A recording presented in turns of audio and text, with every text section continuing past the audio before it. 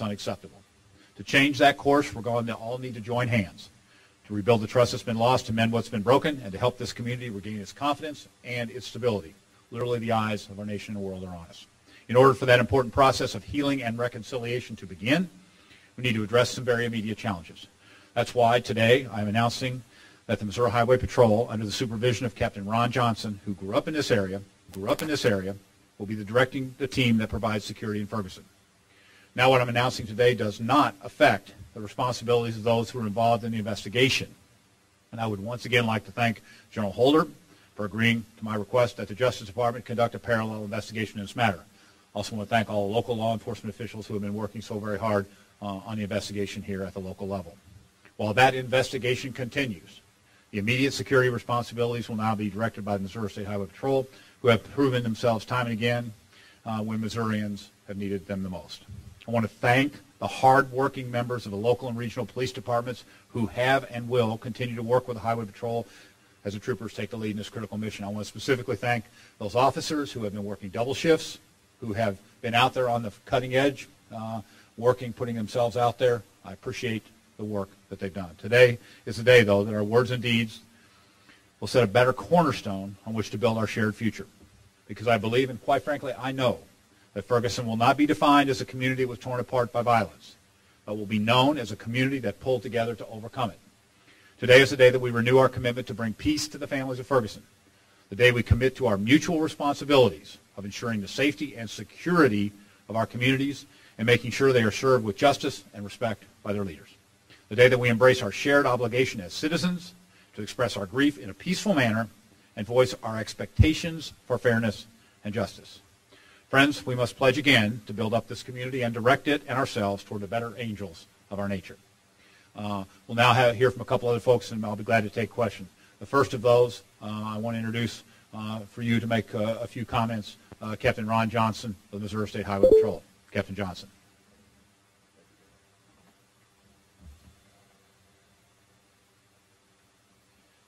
I appreciate the significance of this responsibility and the fact that this community and state and the nation are looking for law enforcement leadership that protects and serves our citizens. I grew up here, and this is currently my community and my home. And therefore, it means a lot to me personally that we break this cycle of violence, diffuse attention, and build trust, showing the utmost respect for every interaction with every citizen. Moving forward, I'm confident that the patrol and police resources present here in Ferguson will do just that. They understand, as I do, how important it is that Ferguson has confidence in law enforcement, works with us, and understands that we are here to serve them. I understand that the anger and fear that the citizens of Ferguson are feeling, and our police officers will respect both of those. Thank you.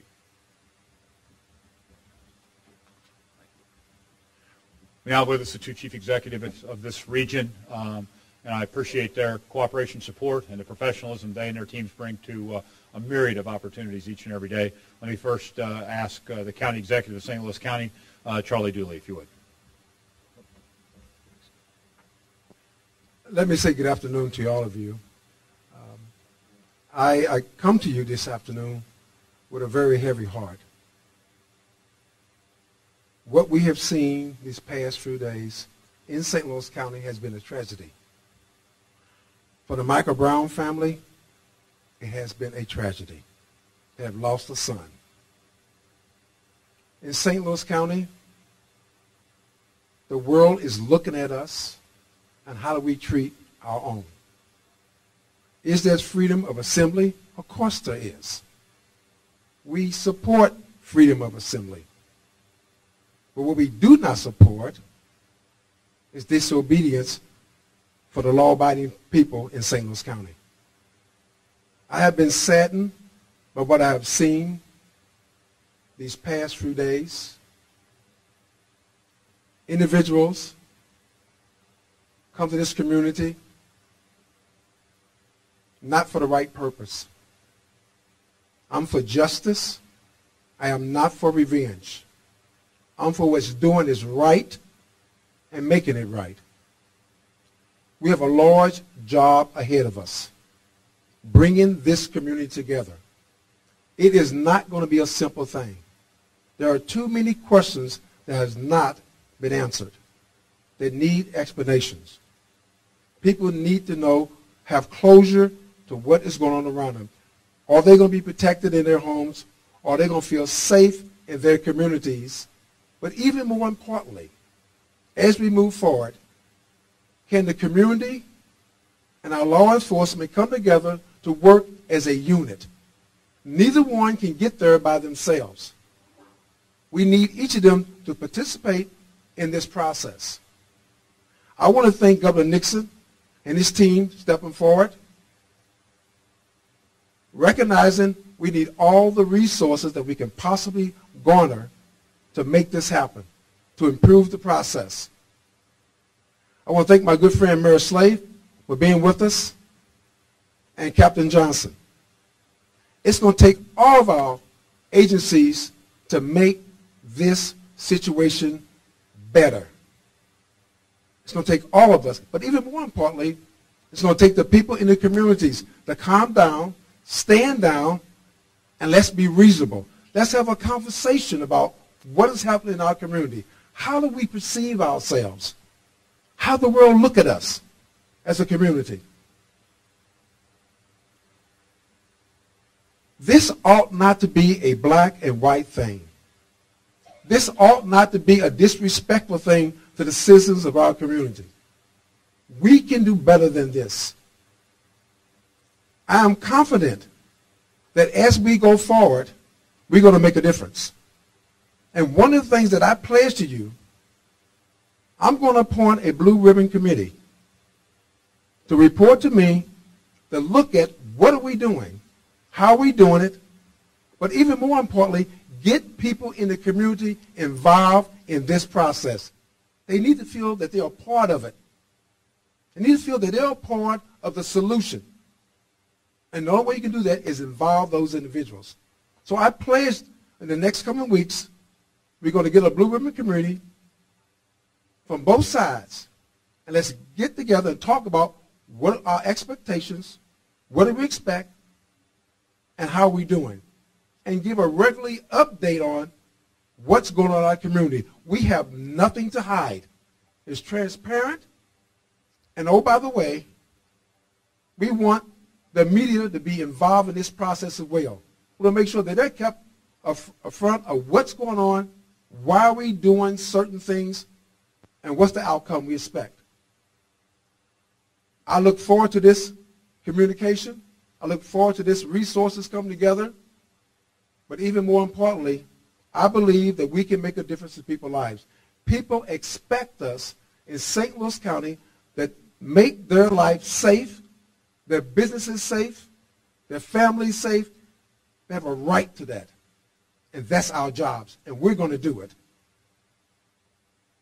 So, in closing, I am committed to this process. I know our team is committed to this process. All of our agencies are committed to this process. But I need the people of St. Louis County and the region to be committed to this process. It's not a us thing, it's ours. This is our community. The world is looking at us across this world. And how we represent ourselves, it speaks volumes to our young people. They're our next leaders. We are the mentors. We're setting the bar. What type of bar are we setting for our young people? They're looking at us. It is our responsibility to make it better. Thank you. Let me also thank these members of the legislature that are with us today that represent this area so well and have their finger on the pulse of this community and represent that so well in Jefferson City. I appreciate these leaders being with us. We have been in contact with them as we move through. We'll continue to do that in the coming weeks, but I want to thank them for their involvement. Now I'd like to hear from the mayor of the city of St. Louis, our good friend Francis Slade. Thank you, Governor. Michael Brown was fatally shot in Ferguson this past Saturday. His parents, his family, friends, and this community are all in mourning. I mean, these are facts that are not in dispute. Nor is the need for a full, fair, and transparent investigation. Nor is the need for justice to be served or people to be heard. The governor asked me to stand with him and County Executive Dooley today to demonstrate our common agreement on this situation. Justice must happen. The grieving must be comforted. The angry must be heard. And the innocent must be protected. I agree on the direction that the governor set. I offered him the experience of 2 senior police commanders from the St. Louis Metropolitan Police Department, Chief Sam Dodson and Major Ronnie Robinson, both of whom are here this afternoon. They are available to provide advice and support. Sam and Ronnie will bring a wealth of useful and practical knowledge to the effort, and certainly whatever support they can provide. They can help protect people and their right to assembly peaceably, to protect the right to talk about it and to report it, and to help keep people safe. I want to conclude by recognizing the officers of the St. Louis County Police Department and Ferguson Police Department and other law enforcement officials that have been involved on the streets of Ferguson over the past several days. I want to thank you for your service. Thank you for respecting your badge, for honoring your oath, and for, again, the service to our community generally. I hope that the decision made by the governor will make your mission clear, safer, and shorter. Thank you.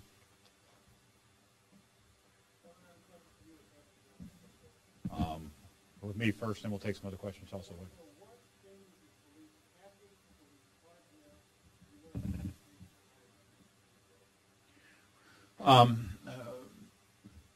I think we all have been concerned about the vision that the world has seen about this region, and I think we're all about making sure that we allow peaceful and appropriate protests, that we use force only when necessary, that we step back a little bit and let some of the energy be felt in this region appropriately. But that's only possible to succeed tonight and tomorrow and the next day after that if you have, as was indicated by Executive Dooley as well as others, the support of the community. And that's why these legislators and other local leaders are so important. But I think you're going to see a once again, I don't want to speak for operationally other than to say that I think that while maintaining the peace, but allowing more movement, trying to bring in a different, how should we say, a different tone of the amplitude of protective force. My sense is that will have an effect, and I know the operational teams on the ground have been working on some of those changes anyway, and I appreciate that them doing it. We're going to get plenty of questions here. We're going to go ahead, Kevin. I mean, all of us have seen some level of escalation, and we've certainly seen some level of escalation of both the arms that have been used to deter, as well as some of the conduct. I think there's been at that level we feel that we need to dim that acceleration, provide an avenue for folks to speak appropriately. But that, I think, will allow us to have a better chance at a better focus on guaranteeing more public safety. So clearly, I think you'll see as the afternoon and evening starts, a little different picture, and our hope is that will begin. We should also note that there will be resources out there if things get difficult, to make sure that people are kept safe. But I think that clearly the kind of the strong front on the force line, our strong force on the front line, our hopes would be that we'd have the ability to get a little more peaceful interaction on the front with force further back. Governor, how would you explain the nature of the presence that we saw on the streets yesterday? I mean, there were armored personnel carriers, about 100 police in military-style uniform, high-powered rifles being trained on the crowd. I mean, who is in charge of making those decisions, and are they going to be held to account for mistakes that you clearly think have been made? Well, no, I think that that was yesterday, tonight's tonight, tomorrow's tomorrow. So we all have seen both an acceleration as to the intensity kind of on both sides of the equation, and our hope is that this shift, this operational shift, will begin the process of lowering the intensity of those direct interactions and potential risks, while at the same time expanding an opportunity for folks to speak out appropriately about both long and short-term issues that clearly have struck a nerve. Yeah. It was definitely one-sided yesterday. Yeah. What's that? It was definitely one-sided yesterday. It was a response to a peaceful protest. There had been no violence at all from the crowd. And the nature of that response, we're just trying to understand how that can happen. Who was in charge at that point of making those decisions that brought that kind of force into the streets? I'm looking backwards. I'm looking forward and forward. When we saw the acceleration in this situation and the thrusting forward, that's our sense that how should we say, a softer front might yield an avenue for appropriate energy, absent direct confrontation. Yeah, Chris. Governor, the ACLU has filed for an open records request for the incident report that will contain the name of the officer who shot Mike Brown. It seems pretty clear under state law that is an open record. Should that be released? Well, I mean, first of all, I don't know the name of who the officer is. I'm not conducting either of the investigations. I spent the better part of my career doing that sort of stuff, but that's not my career. But I mean, there's Missouri state law. What? I don't want to get into a debate about what the law is or what the law is not, other than to say that I would hope that the appropriate release of that name with the security around it, if necessary, to make sure that there's not additional acts of violence be done as expeditiously as possible. There are certainly, in my view, methods and abilities to do that. I'm not sure the litigation's the best of them. I'll let others choose that. But I think it would be an important milestone here to get that out as expeditiously as possible. Yes, Joe.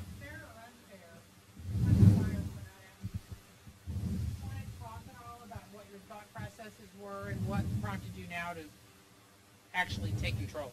Well, I mean, we've been involved, and Captain Johnson, the patrol, has been part of this multidisciplinary team, and will continue to be in this. And we've been monitoring it very carefully. It's not my first trip to St. Louis. It's not my first time I've been on the phone with both these local officials.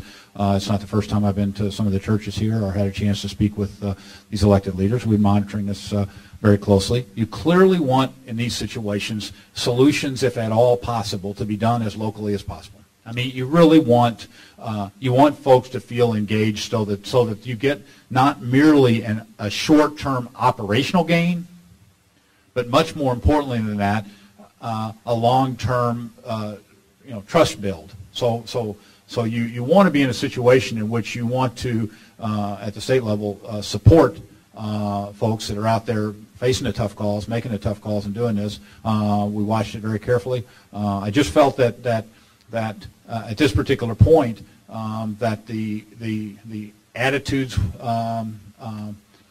weren't improving, and that the blocks towards expression appeared to be a flashpoint, and that if we put some people first, that we'd be in a better situation. So I've been monitoring closely, and felt that this was the appropriate time to make this operational shift. Governor Nixon. Yeah, David, real quick, David. Everybody say, I'm here. Don't worry, you'll get me. Yeah, David. Governor, will the Ferguson Police Department and the St. Louis County Police Department still be providing the feet on the ground as far as the police officers go, or will the Highway Patrol be stepping in with more of its own officers? The Highway Patrol and Captain Johnson will be the lead in the security portion of this. We'll have significant resources in patrol, but they will continue to be part of that multidisciplinary team with shifts from the local region to assist that. So we expect that we will continue to rely on a joint force in this area to make sure that with the various shifts that are involved and all that sort of stuff, but operationally the patrol will be the lead agency when it comes to security. I'm sorry, I'll get more. we'll have we'll have whatever is out there. But I think that the challenge we face today is not whether you have enough officers or not. The challenge we face today is not whether you have enough resources or not. The challenge we face today is not whether you've shown enough strength on the police side or not. I think we've shown that. That's why I think a little shift here and a little operational shift with a little more flexibility at this point could provide a breathing space for both expression. I should also warn that we're certainly going to protect business owners and families and others from indiscriminate acts or illegal acts. Good. So there'll be adequate force there. I just don't think the size of the force has been the key stress. Yeah, I hit back here. Yeah. There were several people who said that they were arrested protesting peacefully yesterday, and that they spent the night in jail, some of them 16 hours, and then just released, walked right out of jail. And so my question is, your thoughts on that? Will you look into that? And then secondly, as you've talked about the presence from last night, what you hear repeatedly from folks in Ferguson is that they are completely dumbfounded by the overwhelming and over-the-top response that they saw last night. And what I think you've tried to touch on it, but I don't think you've quite answered that question. There's been danger. I mean, there's been gunfire. I mean, both sides of. I mean, let's just not kid ourselves, folks. This has been a difficult zone. I mean, there's been a great deal of activity in that region, and so I think that tonight you'll see, and today you'll see, without going through any of the operational stuff, which is up to the team as they work this morning and tonight to move forward. But I think what you're going to see is an attempt, and a successful attempt, in my view, to move forward people and to move back a little bit of equipment. But that doesn't mean we're giving up on keeping the rule of law or keeping control of any aberrant or criminal behavior. Governor, what do you say to the underlying concern in the community here that there has been a long habit of police harassment in North St. Louis County, traffic stops, multiple housing violations, particularly to gain revenue for municipalities that have limited resources as the economy here in this area has gone down? As I said the other night at the church, this feels a little like an old wound that has been hit again, and so the pain you feel is not just from the individual action. It feels like a little bit of a long time simmering, and that I think is natural for all of us to see and to watch. So I think that the challenges we face here go much more deep, and that doesn't show a lack of respect for any of the victims that have suffered so far, or the deaths we've had in any way, shape, or form. But I think the key to this is to get control, let voices be heard, make sure we protect property, dual process things here of opening up and being more free, showing less force on the front side, but ultimately getting to some of these deeper problems. I mean, these are deep and existing problems, not only in Missouri but in America, and this has clearly touched a nerve, and that nerve is not merely from this horrific incident that happened just a few short days ago, or any of the interim things. It touches a deeper nerve, and that, I think, while we're focused today on the shorter-term operational things, I think ultimately we will be graded or gauged as to whether or not this was an opportunity used to begin to make some longer-term understanding and healing. So I do, Betsy, I do believe that this touched an old wound, a deeper nerve, and incumbent upon all of us to respect those that have been lost, to make sure that justice is served, but to make sure we keep order, to allow voices to be heard. But long range, when we say voices to be heard, that means people listen to also. It doesn't just mean people talking. I mean, voices being heard is not just letting people say their side. It's actually opening not only their mouths but your ears. And I think that if we can all use that, I mean, this is, in that sense, a clear opportunity. Governor, may I ask a question? Sure. We had rioting on Sunday night as the police stayed back. Then they moved in more aggressively. They've been criticized for that, but some people say, hey, we haven't had any looting or burning since then. Are you prepared? Is there a plan B if this new, kinder, gentler approach yields more looting and rioting? No, we will have adequate resources to deal with with public safety issues that arise in this region. Those of you that know me and know the people that are involved here, as well as the fine professionals in this region, as I said before, the question over here, I don't think there's any doubt whether we got enough resources to deal with this. We will use those resources a little differently, calibrated in different orders, but rest well assured, we're going to do our best to reestablish the rule of law, and then subsequently expand the trust. Governor, you've... No, I think there's a lot of, once again, I'm not involved in the investigative side, and all that's going to operate on separate tracks. So you're going to see some activities occur over the next few weeks that have potential flashpoints in the community. That's why it's important now to I think, make a little shift in this and operationally, because there's a lot to be done, but there are some checkpoints as we move forward that are going to be very emotional, that are going to be moments when folks may disagree or agree on what the outcomes are. There's a lot of steps between here and the finish. You have two significant investigations going on at the same time.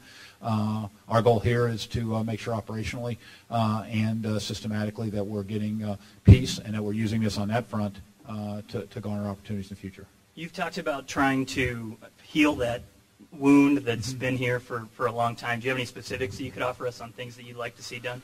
Like I say, we're a little focused right now on operational things. I mean, we'd like to see folks feel like they're comfortable in hearing their voices, but also comfortable in making sure other people's property and lives are protected. We'd like to see the danger level go down on a lot of fronts. We'd like to see the investigations that are out there get completed. We'd like to see those done in a fashion that's transparent and timely, so that these important facts get out in the public. I mean, I think that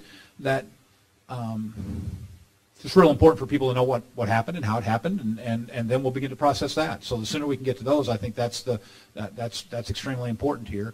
And long range, institutions like this in the schools. I do appreciate Representative Pearson and some of the others this morning had some listening sessions with the students in schools here. I think that's an important step to engage with those the young folks. I think some of these other representatives are doing just the same, that's an important part of this process too. And I hope to be involved appropriately once we get through the situational operational things that we have to get accomplished here in the next day or two. Yes, sir.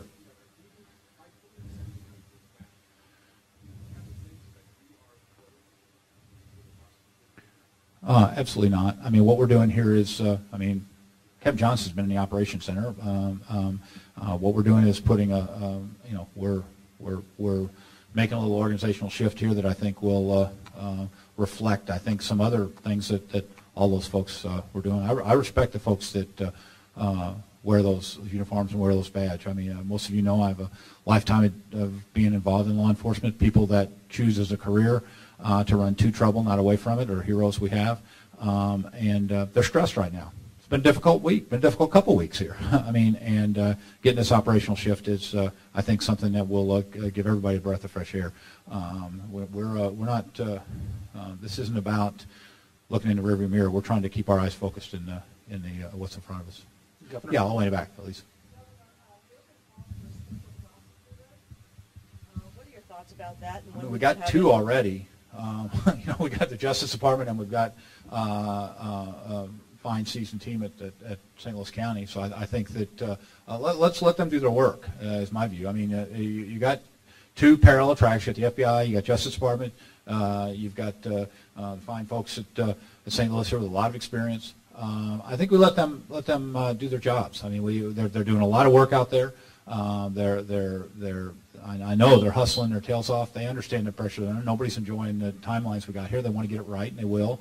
But I don't think adding a third at this particular juncture until we get the transparency here and then see the outcome of that is appropriate. There's already two folks looking over each shoulder. That's pretty unique anyway. I think that's going to work because General Holder and his team from Justice, as well as Prosecutor McCullough and his team, are seasoned professionals, and I would not, at this particular juncture, think that bringing a third lane in that particular thing is going to be helpful at this juncture. Yes. Governor, can you characterize a little bit your relationship with the black community, how it's evolved over the past week, how it's shaped your response to all of this? I mean,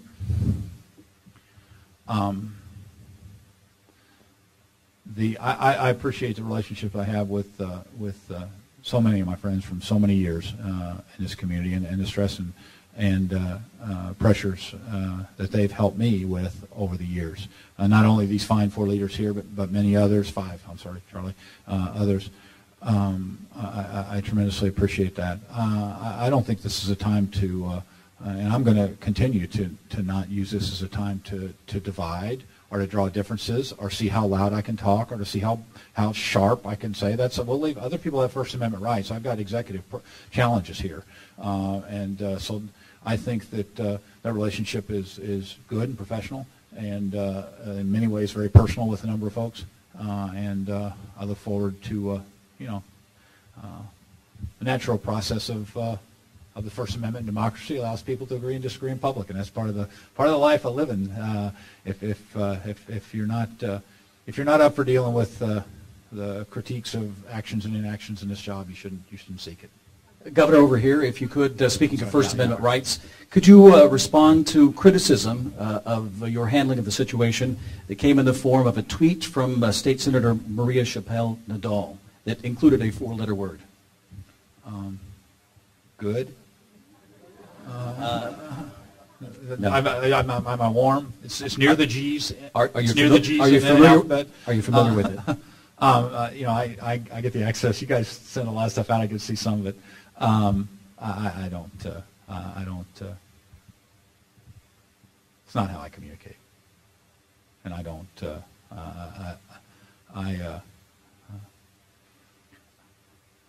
I try to put gasoline into the engine of fire engines when I see them, not on the fires that are existing. I find doing that is more productive.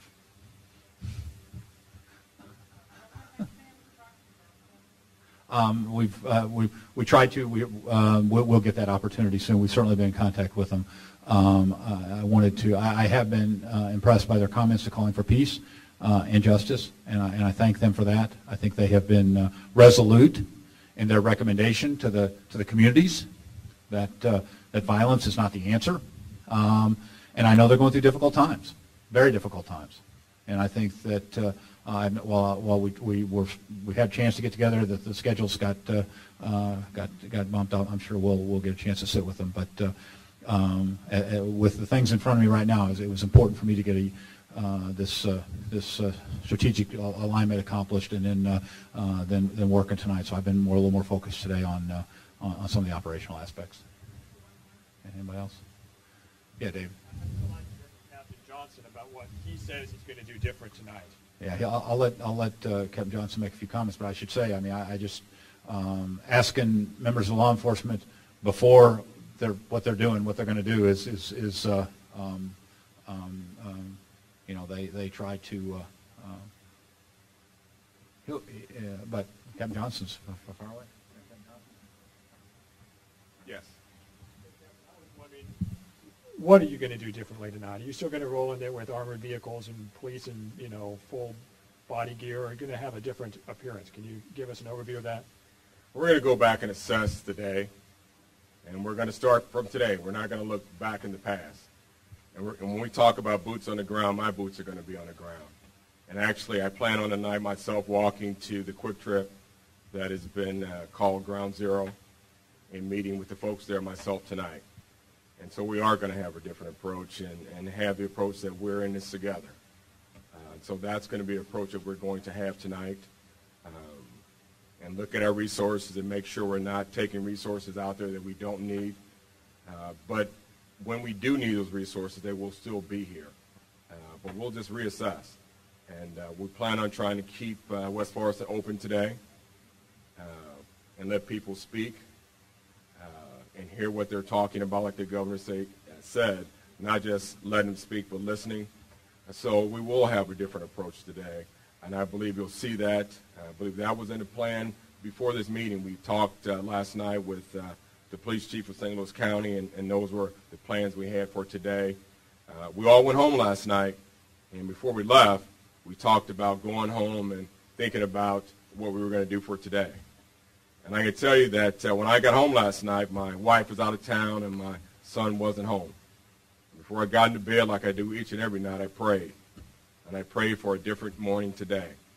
And I believe today is going to be a different day for our community. This afternoon, I had a chance to go to River Gardens High School and sit down and speak with 25 students. And one young lady sat in the back with tears in her eyes and said, "I hate to cry." And I can tell you that I almost had tears in my eyes. But I told her we're going to make a change and we're going to make a difference. And I told each of those students if they have any issues, they should call us. But I also gave those students my address to my office. And I told them to write me a letter about how they felt and how this has impacted them.